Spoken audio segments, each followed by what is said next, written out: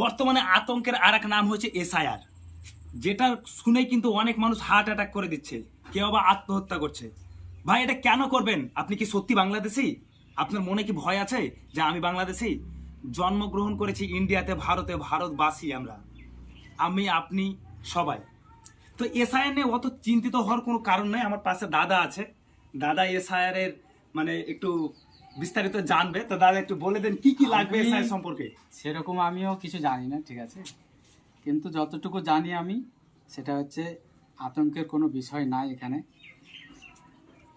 শুধু 2002 সালের ডকুমেন্ট যদি ভোটার লিস্ট থাকে, বাপ মায়ের নাম, এটাই যথেষ্ট। যদি না থাকে তাহলে অ্যাডমিট আছে বা জন্ম সার্টিফিকেট আছে, 11টা হ্যাঁ জন্ম সার্টিফিকেট আছে, 11টা নথি, যে ডকুমেন্টগুলো বলবে বিএলওর, সেসব ডকুমেন্টের মধ্যে একটা দেখালেই হবে।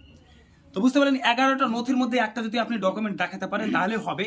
এবার আমি যেটা বলি, আতঙ্কিত হওয়ার কোনো কারণই নেই, কেননা আমরা ভারতবাসী, আমাদের জন্ম, আমার বাবা দাদু, তার দাদু, তার দাদু, সবার কিন্তু জন্ম এই ভারতের মধ্যে, ঠিক আছে।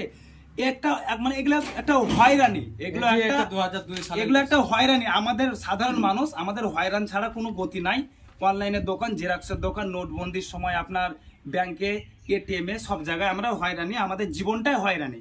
এখন বর্তমানে যেটা দেখতে পাচ্ছি ভাই, অনলাইনের দোকানে মানুষে আটে না, সাধারণ মানুষ, নিরহ মানুষ যেগুলো কিছু বুঝে না, ওকে যদি বলা যায় এ তো এ, বি তো বি, তারা এখন কম্পিউটারের দোকানে ভিড় জমাচ্ছে। তো আমি একটাই মেসেজ দেবো, মোটেও আতঙ্কিত হবেন না, দরকার নাই।